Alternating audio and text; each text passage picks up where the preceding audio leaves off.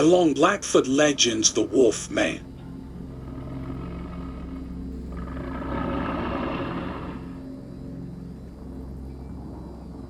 A long time ago, there was a man who had two wives. They were not good women. They did not look after their home or keep things comfortable.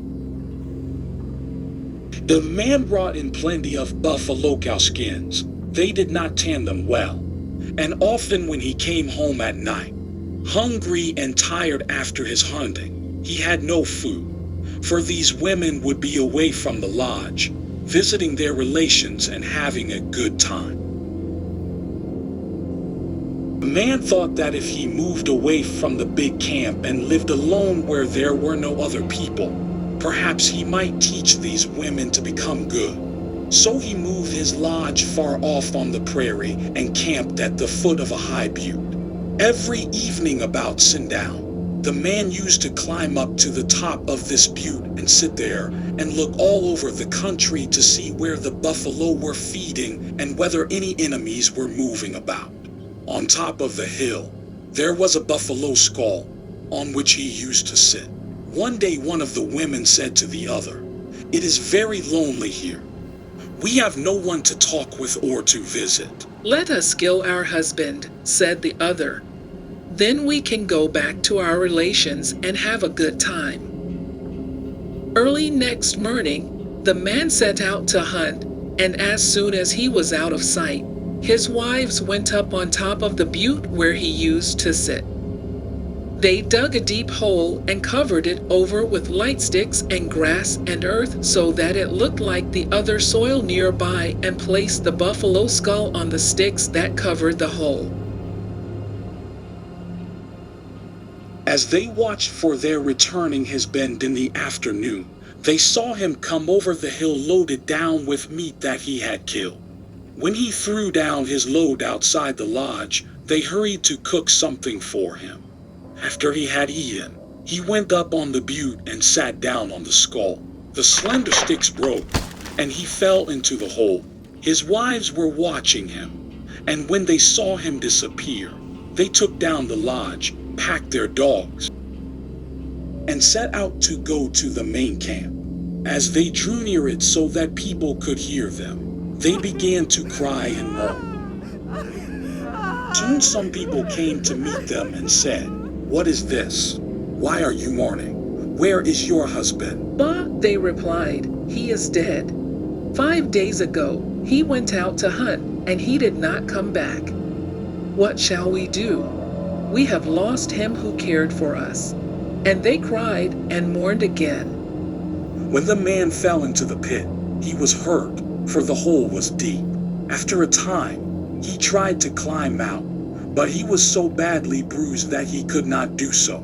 So he sat there and waited, thinking that here he must surely die of hunger.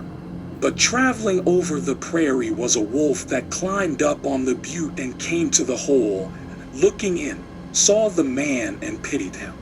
"Ahoa, ahoa," he howled, and when the other wolves heard him, they all came running to see what was the matter.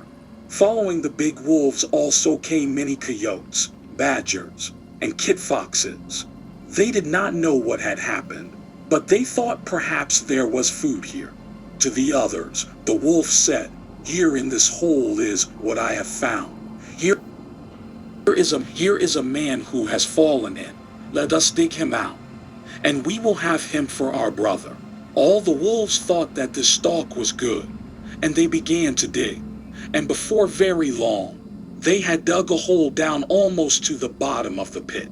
Then the wolf who had found the man said, "Hold on, wait a little. I want to say a few words." All the animals stopped digging and began to listen. And the wolf said, "We will all have this man for our brother, but I found him, and so I think he ought to live with us big wolves." All the others thought that this was good, and the wolf that had found the man went into the hole that had been dug, and tearing down the rest of the earth, dragged out the poor man, who was now almost dead, for he had neither eaten nor drunk anything since he fell in the hole. They gave the man a kidney to eat, and when he was able to walk, the big wolves took him to their home. Here there was a very old blind wolf who had great power and could do wonderful things. He cured the man and made his head, and his hands looked like those of a wolf. The rest of his body was not changed. In those days, the people used to make holes in the fence walls about the enclosure into which they led the buffalo. They set snares over these holes, and when wolves and other animals crept through them to get into the pen and feed on the meat, they were caught by the neck and killed, and the people used their skins for clothing. One night all the wolves went down to the pen to get meat, and when they had come close to it, the man wolf said to his brothers, "Stop here for a little while, and I will go down and fix the places so that you will not be caught." He went down to the pen and sprung all the snares, and then went back and called the wolves and the other coyotes, badgers, and kid foxes, and they all went into the pen and feasted and took meat to carry home to their families. The people found the meat was gone in the morning and all their snares sprung, and they were surprised and wondered how this could have happened. For many nights the nooses were pulled tight, and the meat was taken. But once the wolves went there to eat, they found only the meat of a lean and sickly bull. Then the man wolf was angry, and he cried out like a wolf, "Bad food you give a soul, bad food you give a soul." When the people heard this, they said to one another, "Ah, it is a man wolf who has done all this. We must catch him." So they took down to the Piscoon pen or enclosure pemmican and nice back fat and placed it there, and many of them hid close by. Then, after dark, the wolves came, as was their custom, and when the man wolf saw the good food, he ran to it and began to eat. Then the people rushed upon him from every side and caught him with ropes, and tied him and took him to a lodge.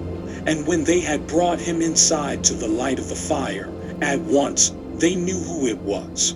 So they said, "Why, this is the man who was lost." "No," said the man, "I was not lost. My wives tried to kill me. They dug a deep hole, and I fell into it, and I was hurt so badly I could not get out. But the wolves took pity on me and helped me, or I would have died there." When the people heard this, they were angry, and they told the man to do something to punish these women. "You say well," he replied. "I give those women to the punishing society. They know what to do."